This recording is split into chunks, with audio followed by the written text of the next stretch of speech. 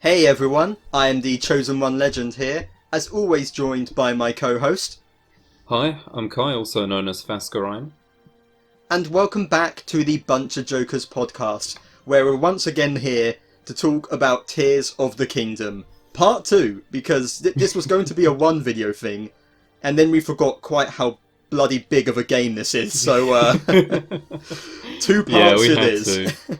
Yeah, I mean, Yes. it's just huge, isn't it? Like, you'd think, especially considering it's a direct sequel, that, like, there's not going to be that much to cover, and there's just going to be one short video on what the game did differently, and that's it.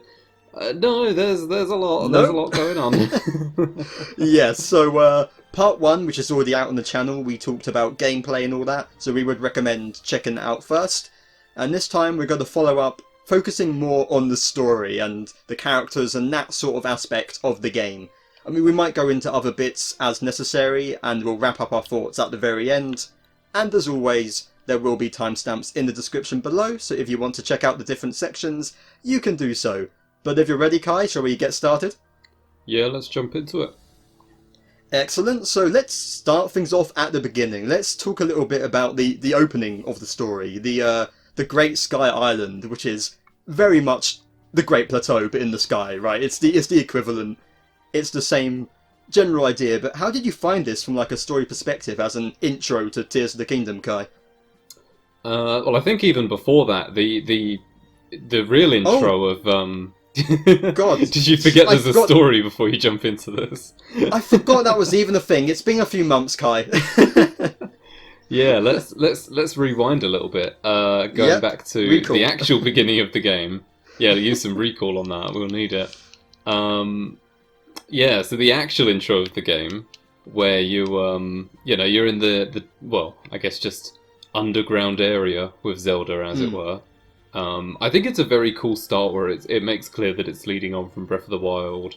I find it particularly cool that you do have full hearts and full stamina. They just give it all to you. Um, Yeah. that's all really neat. It's nice to like walk around with Zelda and you think, oh, I can't wait to do this for the whole game. I No, do you like get your how Nobo it's... instead. Yeah, I like it's sort of got that Metroid vibe in a sense of, you start off the game with all your power-ups and then suddenly something happens to explain why you have to collect everything over again. And Yeah. it sets the tone really nicely. Like, there's nothing too crazy about it. It's a walking simulator mostly. Except, Mhm. like, the 5 keys you fight. But, less than that even. But it's kind of neat to sort of set the tone, the whole eerie atmosphere, the sort of malice and gloom that's all around. And then, although we saw it years back in the trailer, so it wasn't too surprising, just getting down there and seeing Ganon's corpse is some freaky shit. Yeah, it's a very cool start, I think, just seeing all of that be the case. And like you say, the whole Metroid thing of losing everything at the beginning and then reclaiming it is a nice way of doing a sequel. I think it Mm, just makes complete sense. If we started this game with Link on 3 hearts, it'd be like, huh, how did that happen? yeah. So yeah, that's neat. I do think it's a very strong opening in terms of setting the tone for the game and like how, oh no, you are actually facing Ganon in this one. Don't worry, like you're not Yeah. just doing random malice stuff. There's random malice stuff and an evil person controlling it. Um, Exactly, yeah. yeah, it's a good It's... start. I think especially with the whole bit of the power being drained. That's like a really cool animation. So Mm.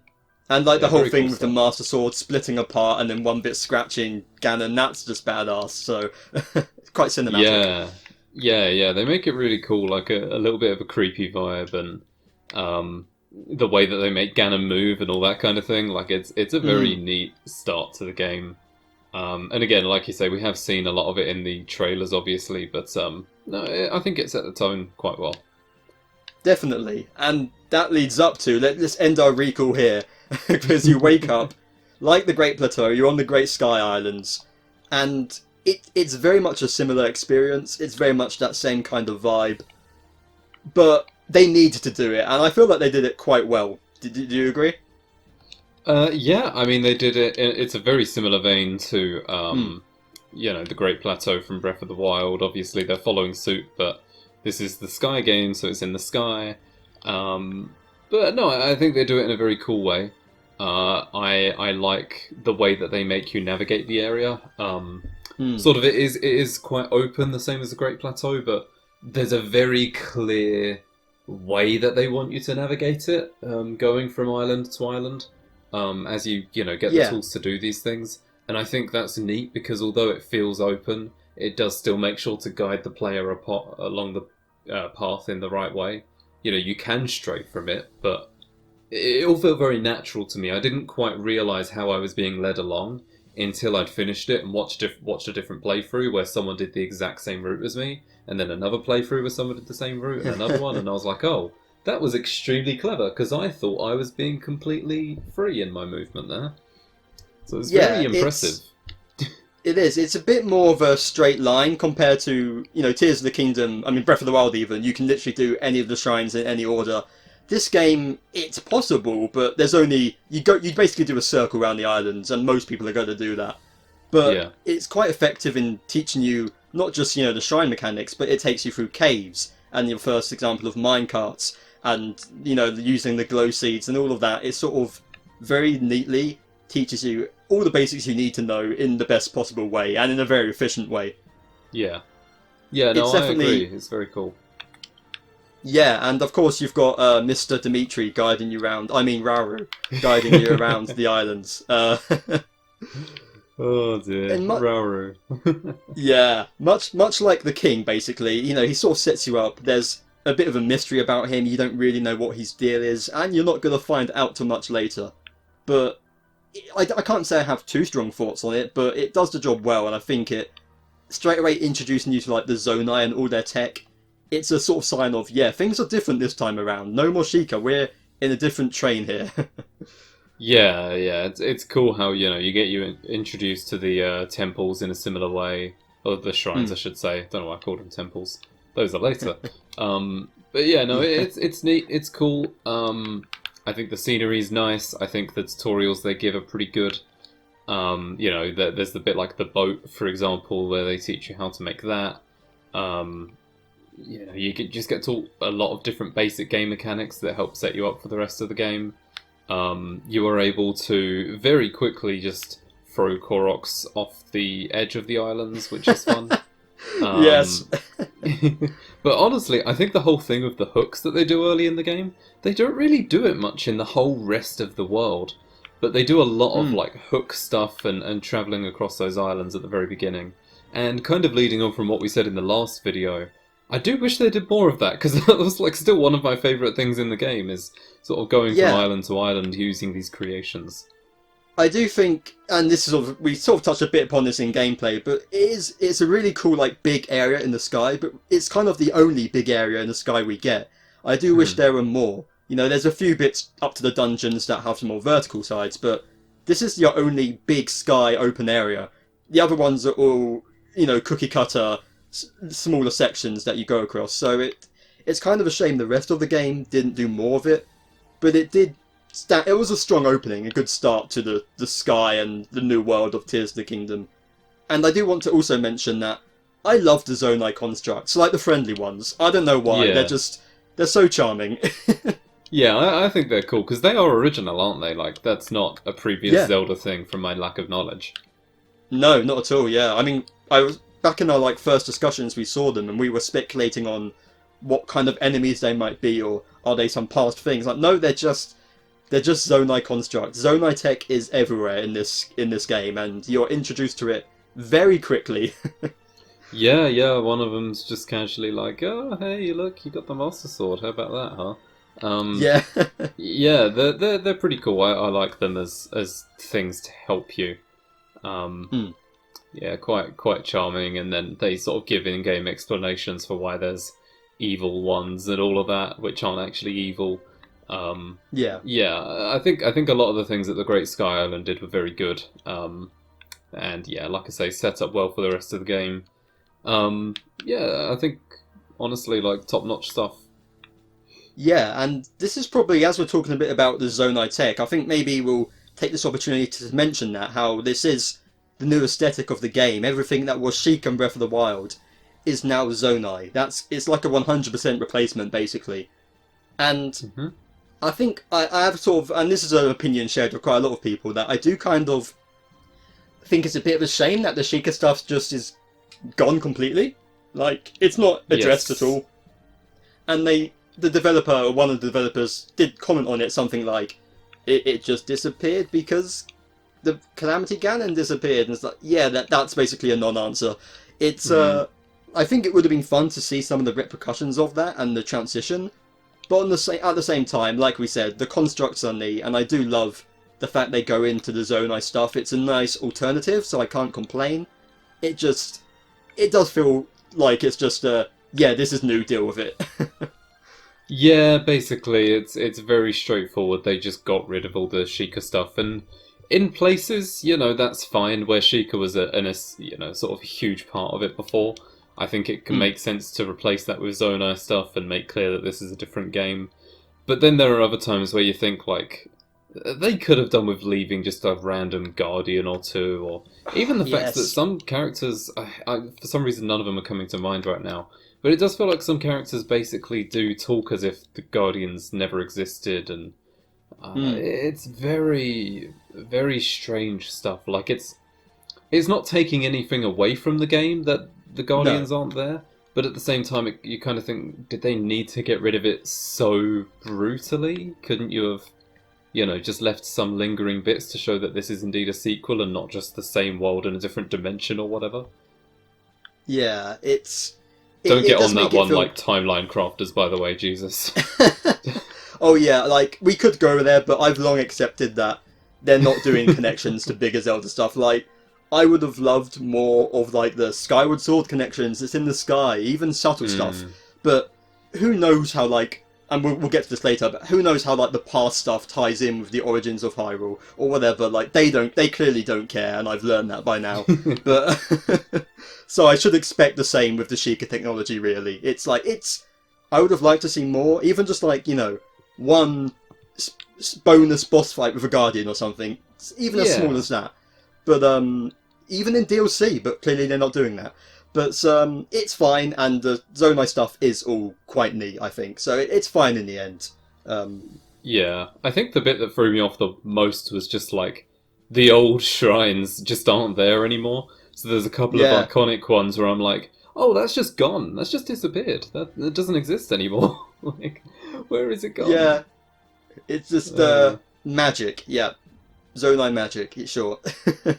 Yeah. I think the one thing that they do leave lingering, which I do kind of appreciate, is if you were to go back to the Shrine of Resurrection, you get a Schema Stone for a beam cycle or something along those lines.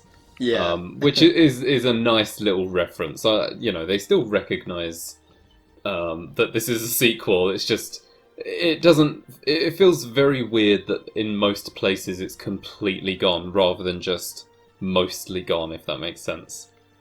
Yes, and I guess now that we sort of addressed that, let's get into some of the continued story stuff, how it begins to develop, and we're going to start by focusing on the regional areas. The four big areas: your Zora story, your Goron story, and I think before we get into any specifics, and to be honest, I don't even think I have too many personally. What do you think about them in general? Like, how do you compare them to Breath of the Wild's modern day story stuff, or present day, I suppose?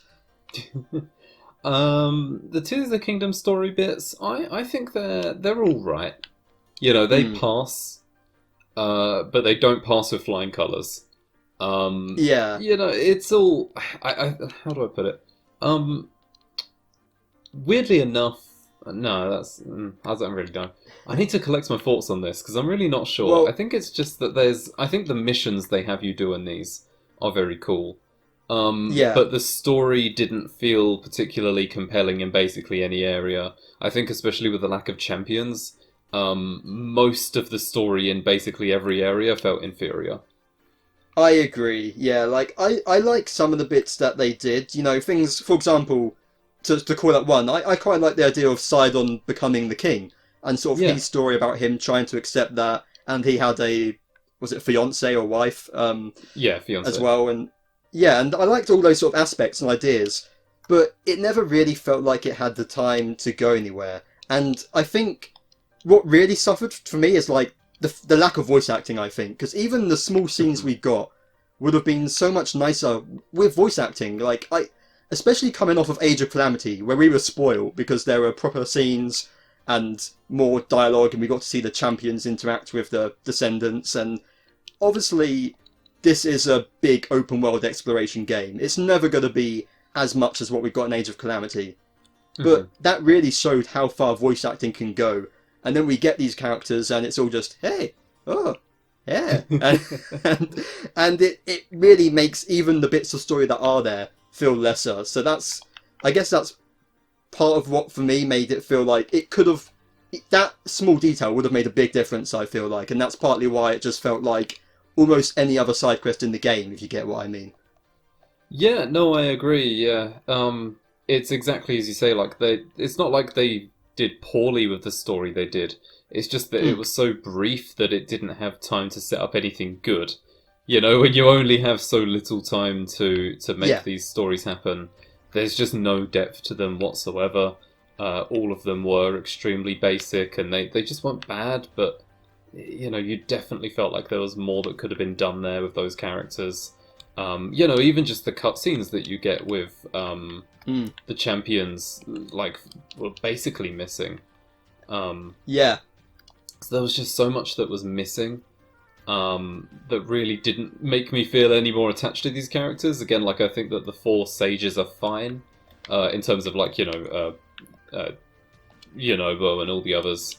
I think they're fine, but it was like, oh, well, in the previous game, in Breath of the Wild, we got the champions and these new guys. Now we just have the new guys who don't really have that much more going on, only a little bit. I also want to say, poor Tabor, the only one who got sidelined, so... Yeah, like that's our boy Sean Chiplock, unfortunately, getting the short straw, especially considering the Great Deku Tree doesn't say a whole lot either. True, yeah. It's like, I liked the little stories we got for these characters, like, the whole thing with, like, Yunobo just being wearing this evil mask, and it was really dumb, but it was quite funny. I liked the whole sort of the Gerudo aspect of it, where they're all sort of hidden away underground, and that was a cool area to explore. Yeah. I admit, I did do the thing where I wondered what would happen if you take off all your clothes in there, and I got thrown in jail. I had to know. Yes, I did the exact same thing. Yeah. I'm glad it's not just me. But, dear. Like, they were all fun little details, but they felt more like, neat side stories than big main plots. They didn't have the weight of the champions connections in Breath of the Wild, I think I'd say, overall. But like, they were fine, but just kind of serviceable, really. They did their job, and that's about it, I'd say. Yeah, and I think it's interesting because it can be tough to strike a balance in these kind of games of not having too much story. I've seen people complain about the Tears of the Kingdom regional phenomena having too much story when they just want to get on with some battles or whatever. And to that I say that's crazy. There's like so many random encounters in the game that you choose to ignore. It can be difficult to balance, and I think the lack of cutscenes and voiced stuff especially, like you said, is where it's a detriment. Just because, they sort of, I don't know, I think the gameplay, it was very good in what they did, but just there's so little interesting story to go along with it, little action. I think the whole tower defense type thing that you do in Gerudo is so cool. But not much else really does that on the same... I mean, even that wasn't story. I don't know. Yeah. It's hard to describe exactly, but the point is still there that it doesn't feel like the story was as good as it could have been. Yeah, and we talked a bit more about like the dungeons themselves and that in gameplay, so definitely check that out if you haven't yet. But that's sort of the general impression I was left with story-wise. Are there any particular bits of the regional phenomena you want to mention that stood out to you before we move on a bit? Yeah, I guess going in order, with the Rito mission, this was one of the best parts of the game. We might have talked about it last time. Is as you're climbing up towards the Stormwind Arc, and the music sort of rises as you go up. and then you dive down into the middle of it. Did we talk about that? I don't remember. We did, yeah. It's badass. Yeah, I mean, that's one of the best moments in the game. I think the whole tower defense thing and like the deserted town in Gerudo is really cool. I think that the Zora stuff had some pretty interesting parts to it, especially with having a zero-grav dungeon, like we'll probably talk about. And I think the build-up was cool, in the sense of just like having a bit of like riddles and stuff, but apart from that wasn't too crazy. The Goron stuff, like you say, with Yonobo was kind of fun, and that was about it. Yeah, it's kind of a It was fun to have bit. like an extra boss fight at the top of Death Mountain, but that was like 30 seconds long, so... Yeah, and I forgot to photograph the sucker, so I'm gonna have to buy that picture. Oh god, I didn't even think about that. Yeah. Oh. Yeah. But yeah, overall it was good stuff. It just wasn't crazy. Yeah, and there's one more aspect to this, but before we get to that, are there any sort of like of the wider side stories and side quests across Hyrule? You know, the sort of characters or sort of stories of those that stood out to you in particular outside of the main content? Well, I guess did we talk about Lookout Landing last time? Not much, actually. Not too much. Pura, of course. Okay. We haven't even talked about actually older Pura, and the internet had definitely a reaction to that. Let's just say we won't go there. Yeah, I mean, I think it's cool that they created that hub area, because I don't really think Breath of the Wild had. I mean, I guess Breath of the Wild's hub area was kind of a mix of Kakariko and Hateno, considering that's where it guides you. But Lookout Landing basically felt like a true hub. You know, it was right in the middle of the world. It directs you to everything else you need to go to. You know, Pura's there, who's an iconic character, and as you go through, quite a lot of other important characters do pop up there for whatever reason. So, you know, I think it worked really well as a middle area. Nothing too crazy, pretty standard area. Can't really complain about it. The bunker bit was cool. Yeah, so yeah, and I thought liked that was good. I liked the whole idea of that. This time, it felt like after the first, incident, now Hyrule was starting to band together more, and you had things like the battles where you would join up with a squadron and fight together against a horde of enemies, and that was like just such a neat idea to like feel more part of the world, I suppose. Yeah, I definitely agree, because Breath of the Wild did this really cool thing about making you feel really isolated for a lot of the game. Yes. And this game, I mean, obviously, like you say, it shows that things have changed. So it's not a bad thing that there's no more isolation. I think it's probably good storytelling in a sense. So yeah, like you say, it is nice that you're able to team up with these people. Even when you're not doing that, you have these spirits constantly flying around you where, like, you know, you're trying to pick up items and then Blue Tulin comes and blows away all your items, and you're like, oh, that Tulin. Oh, no. Yeah. Why did I fight a Lionel for the last 5 minutes? You know, but the point being is that, yeah, this game really makes sure that you're aware that there are, like, constantly people around to help and to rebuild Hyrule and that kind of thing. So that was a cool change that they made. Yeah, I think another big standout one is, God, I can't remember the name of the thing, but Pen and the whole side quest with the newspaper. What's it called? Yes, the Lucky Clover Gazette. Lucky Clover Gazette, yes. Like, that was such a neat way of sort of both getting you to visit these different areas and try out different things, but also, like, it tied to the whole mystery of what's Zelda doing with all these mysterious sightings of her, and, like, some of them were legitimate, some of them were just the Yiga pranking you. It was a really interesting mix, and you never knew, like, okay, what the heck's it going to be this time? But it was always something entertaining, I feel. Yeah, I think that was definitely a big highlight of the side content, is just whenever you got to a stable, you knew you'd have another, like, wacky bit of side content with that, and like, oh, what's going to happen this time? That was a real highlight that incentivized going to all these different stables and finding things out. I think that was a real highlight. Because it was just like wacky spin-offs. That's basically what it was. Yeah, pretty much. Yeah, it was very fun stuff. Like I mentioned in the last video, the one where everyone thinks Zelda told them to go in their underwear into this cave and whatever. Yeah. And it's just... they're always, like... They're quite goofy, but in, like, the best possible way. It's a lot of fun. And I also liked, of course, what's it called? Hateno Village had the whole sort of side quest with like the mayor and the hats. Yes, yeah, Team CC and Team Reed.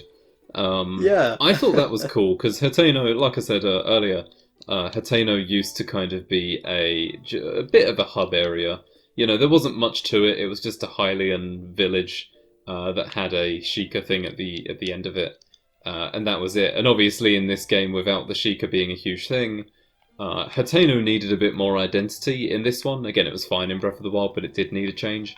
So the fact that they decided to make it sort of a fashion place that everyone talks about, and then there's this whole mayoral thing, and I thought that was a neat way to go with it.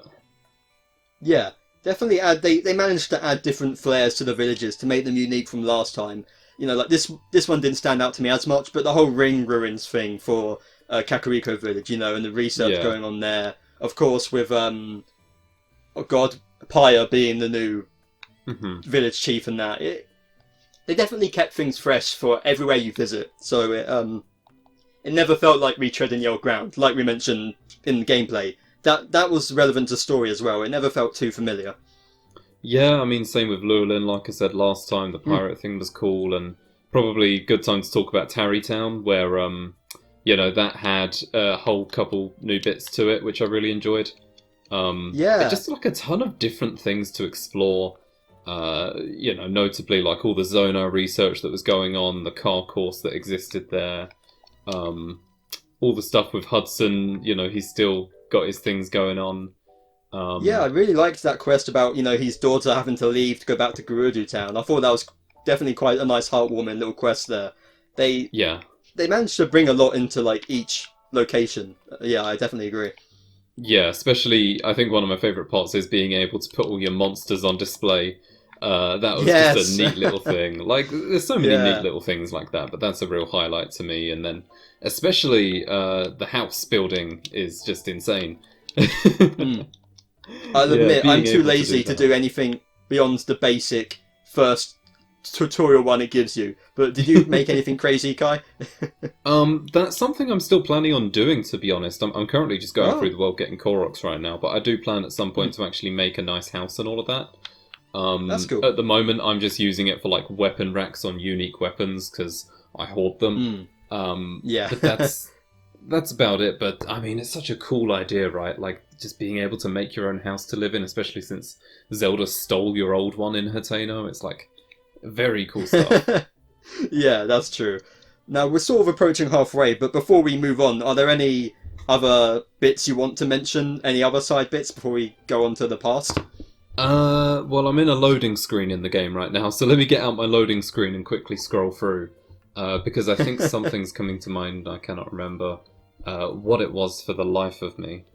Give me a second while it loads in. In the meantime, I do want to talk about how, I think in terms of the game's identity, I do feel like this game does a little bit less to be identifiable. I mean, obviously it has a lot of the green and Zonai symbolism, which does distinguish the game, but Breath of the Wild, all the artwork is Link with the Champion's Tunic on. The Champion's Tunic is essential to that game, especially with all the blue that happens in it.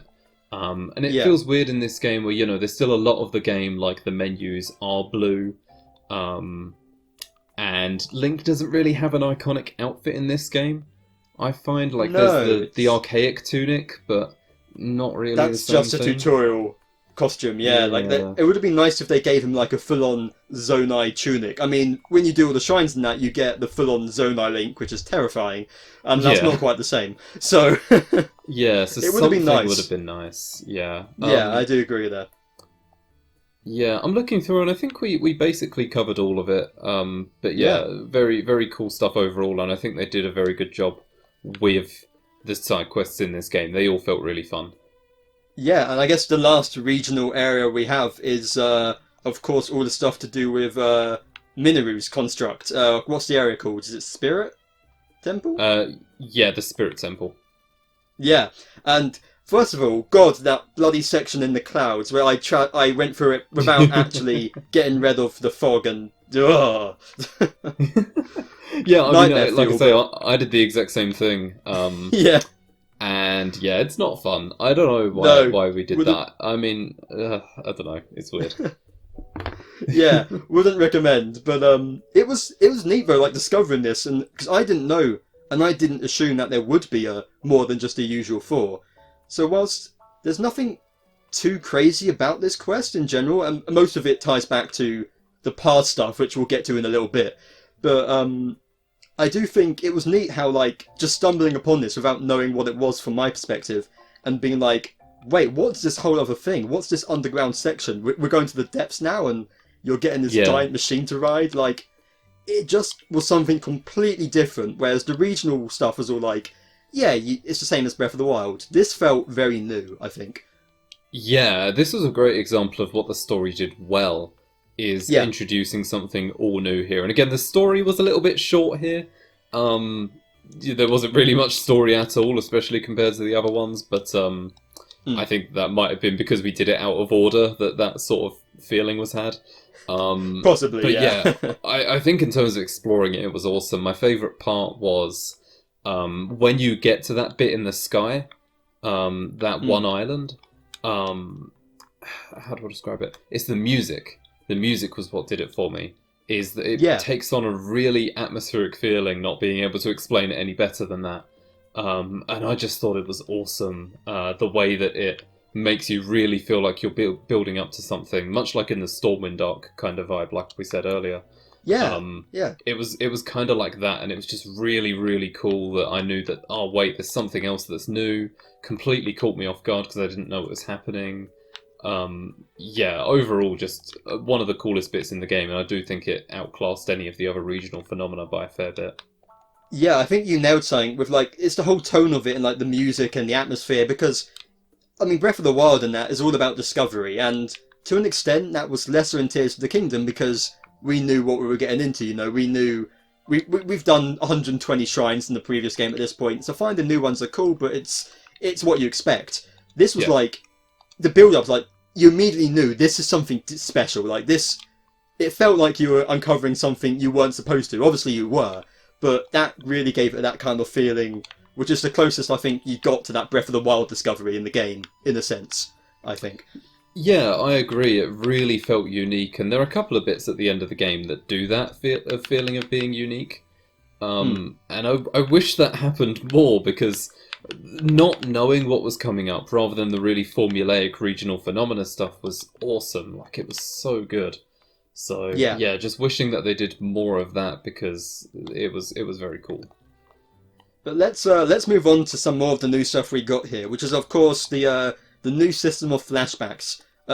Instead of memories, we've got our tears and the whole story of Zelda going back to the past. And I don't want to... Well, we won't break down each part of it because we would be here probably 2 hours or so. Yep. But I guess just first of all, what were your sort of general impressions of this as our main memory equivalent of seeing Zelda sent to the past? How did you find that?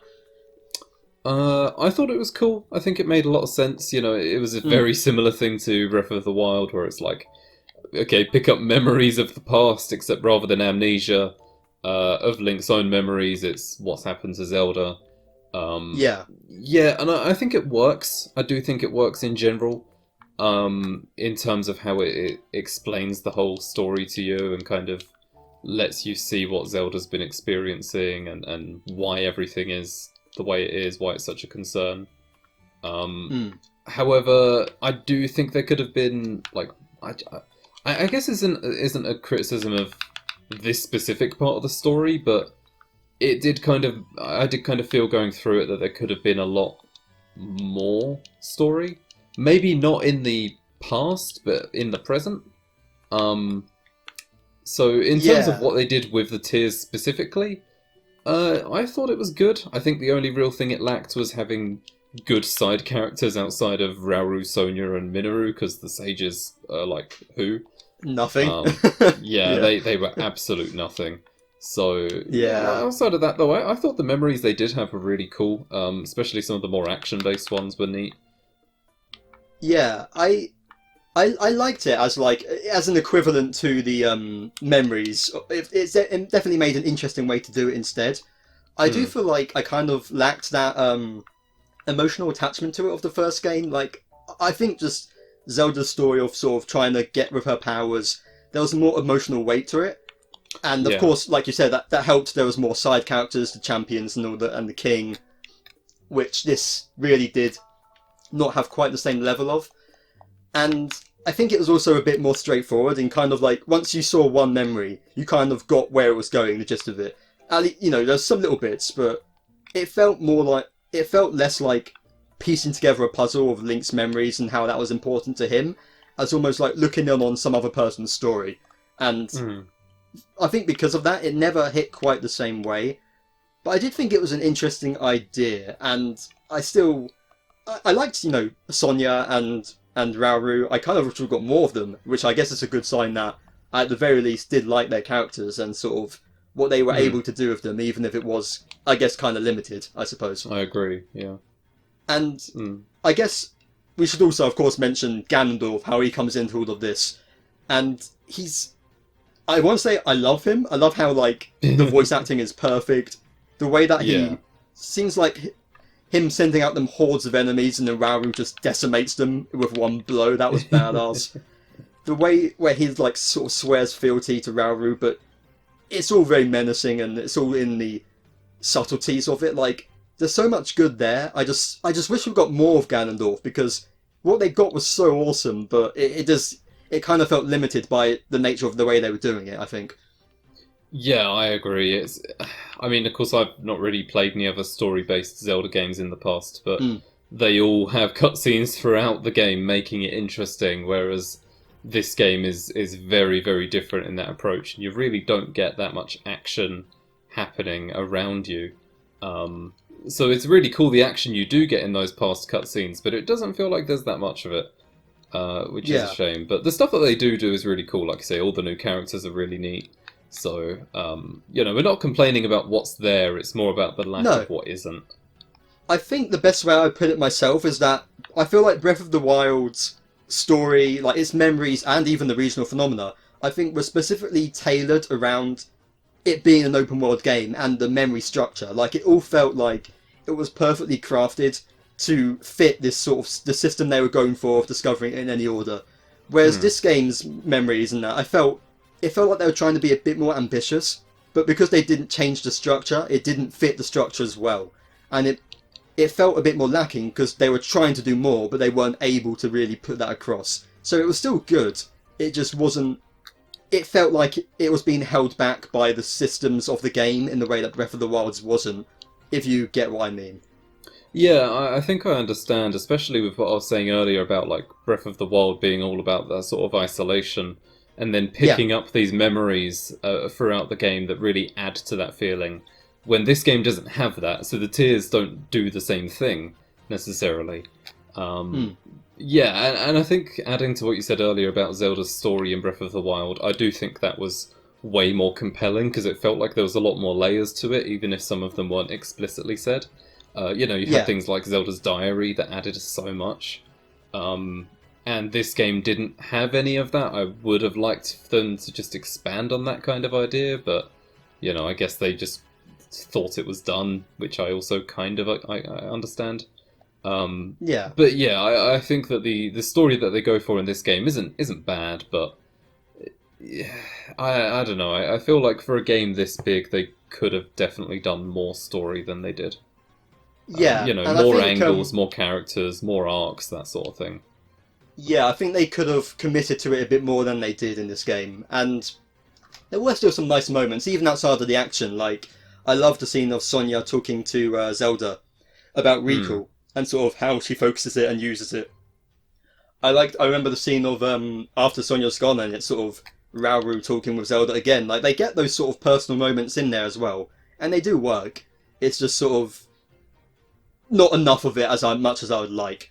But yeah, I guess to get like a big part of it, and what it's all building up to is, of course, Zelda deciding to swallow the tear and becoming the Light Dragon. That the one we see at the beginning of the game.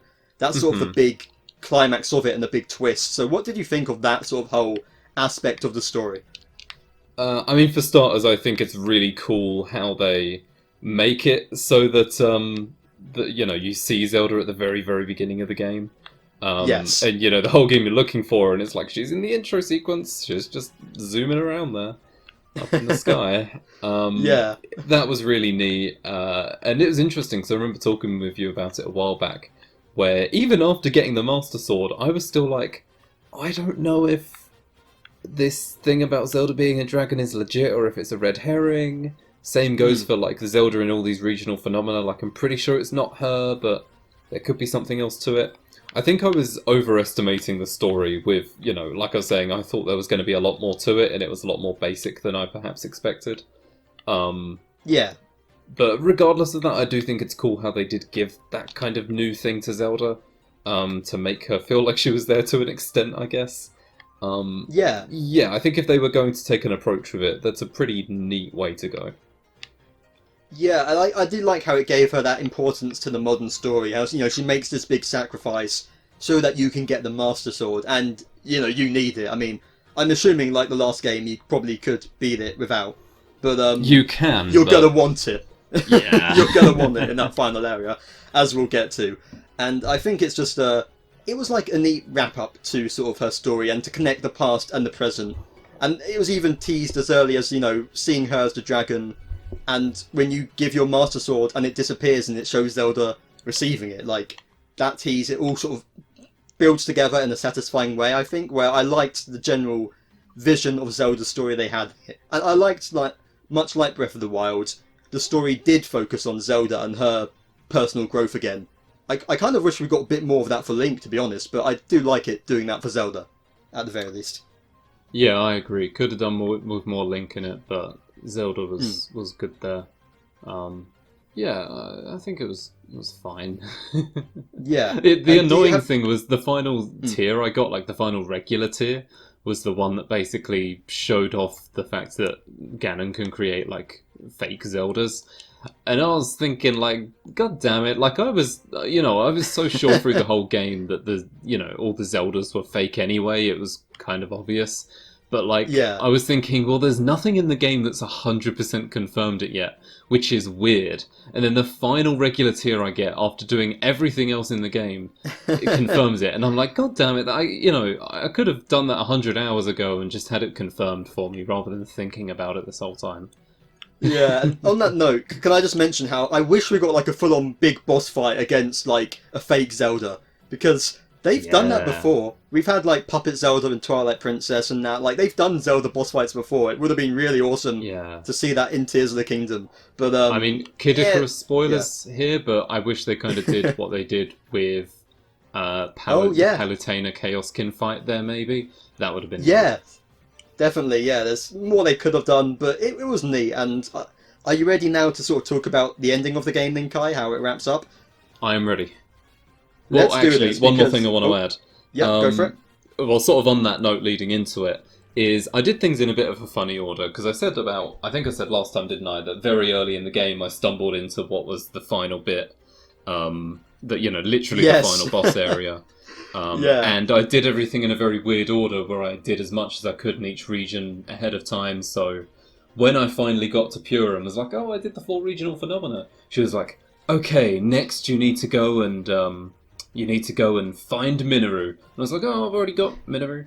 And then she was like, okay, now you need to go and there was something else, I can't remember what it was. Get the Master Sword might have been one of them.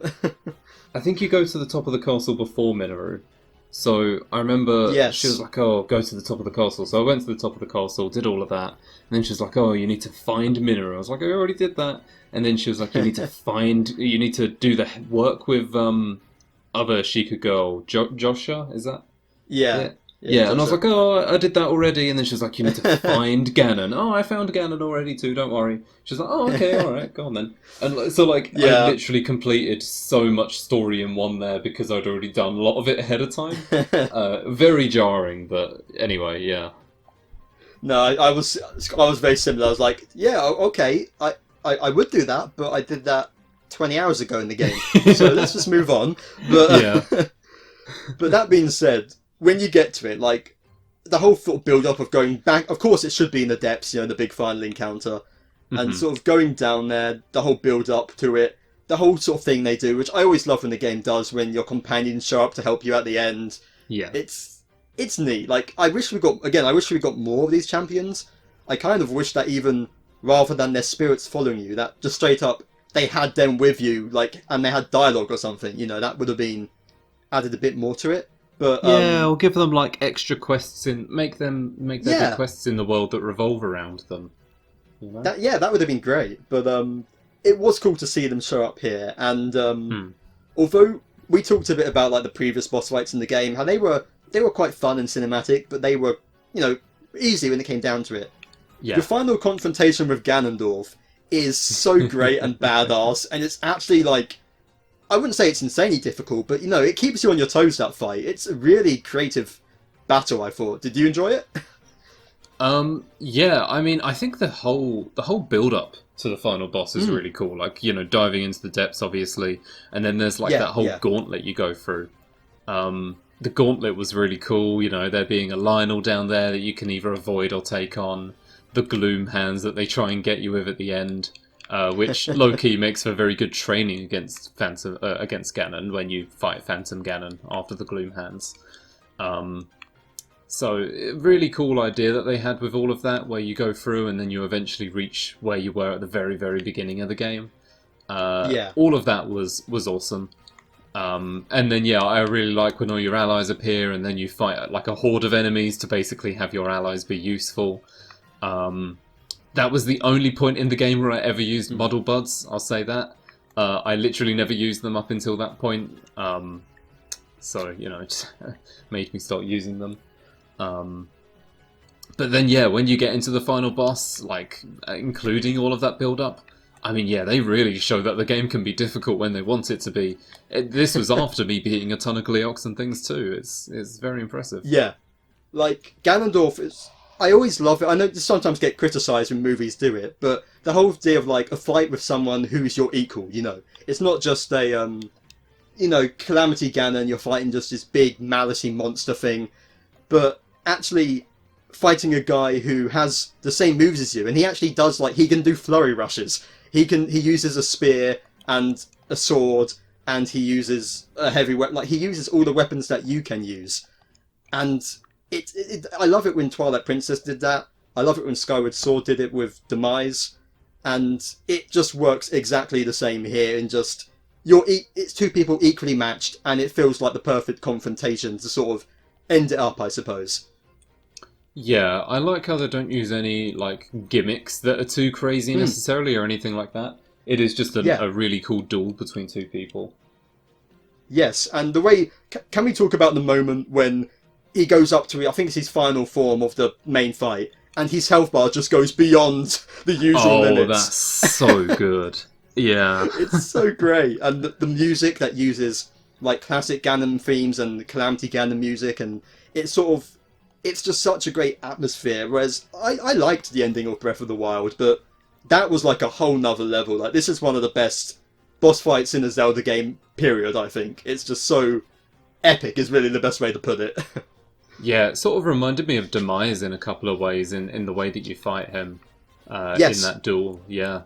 Of course, some people were speculating that Demise was going to be in this game, but no, I'm glad they just went the classic Ganon route, considering Breath of the Wild didn't really have a Ganon in it, it just had Malice. Yeah, it was a really cool fight, the whole thing. Yeah, whilst I do wish we got more Ganon building up to it, like we said earlier. He ended on a high, that's for sure. So we definitely got some great stuff there. When he hits you and you lose permanent hearts, like they just shatter into pieces, not even taken away by Gloom, they are just gone forever.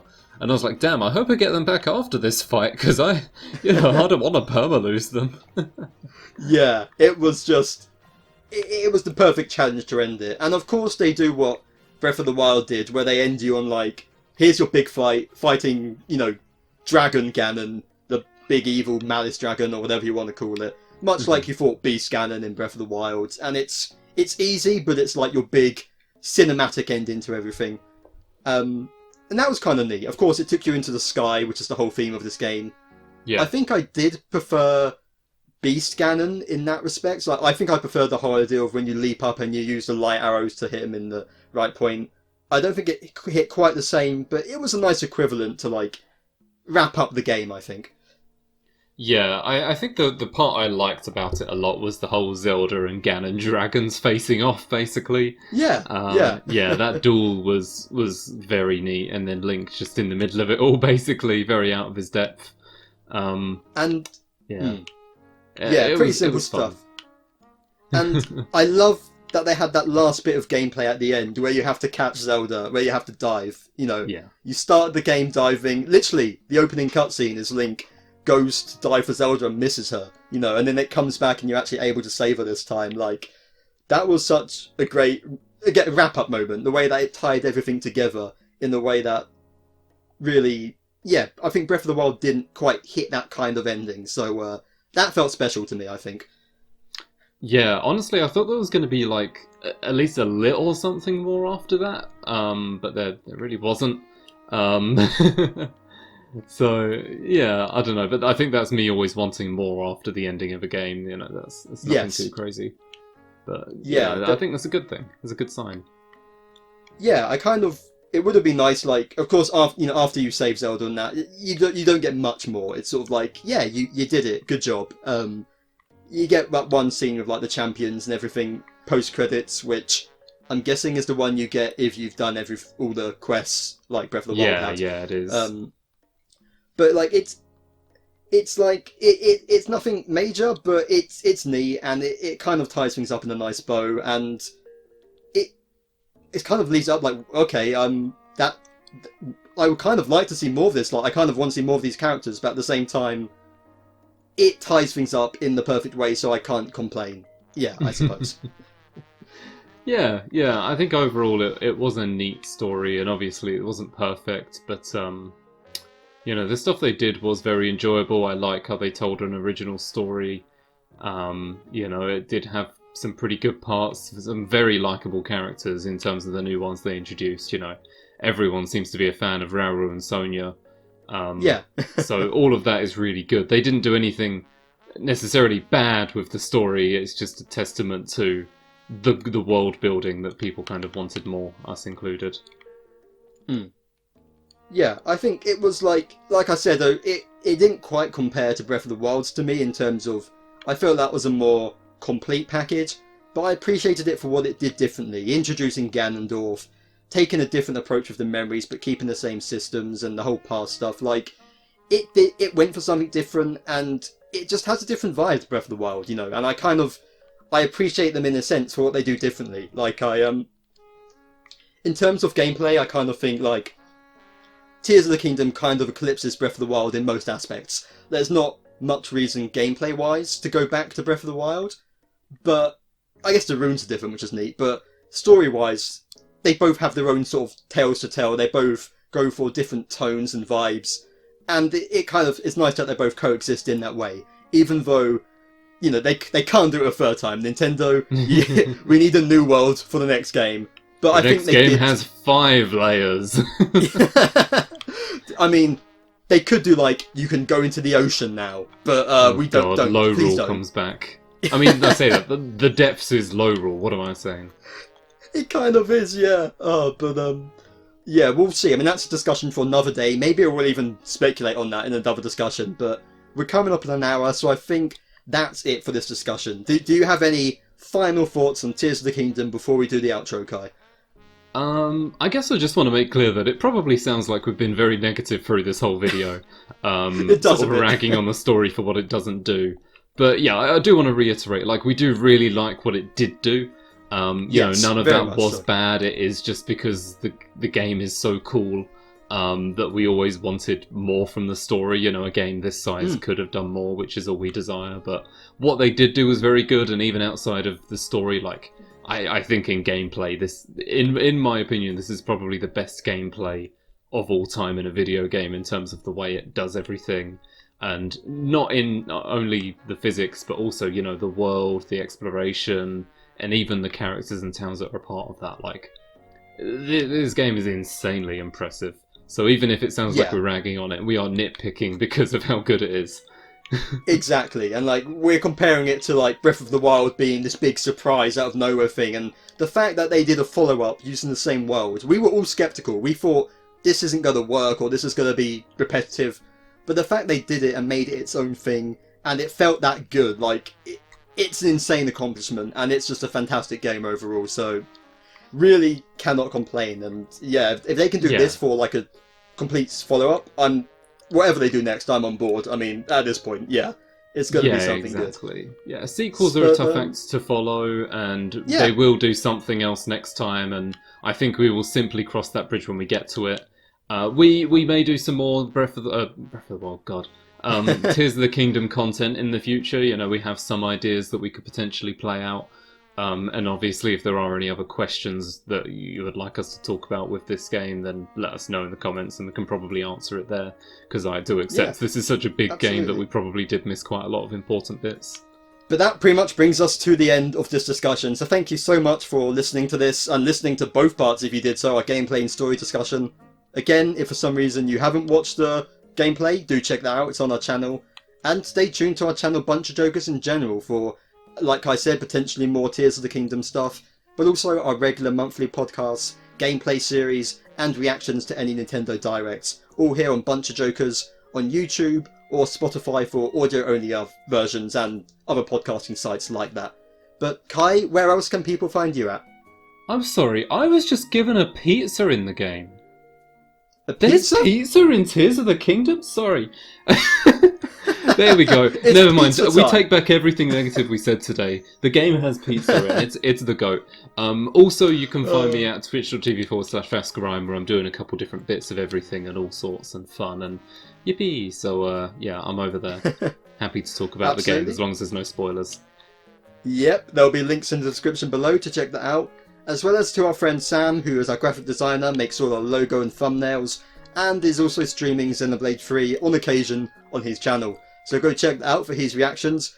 But that's it. So thank you so much for watching, and we will see you all in the next video. Goodbye. Bye. Ooh, pizza. Yeah.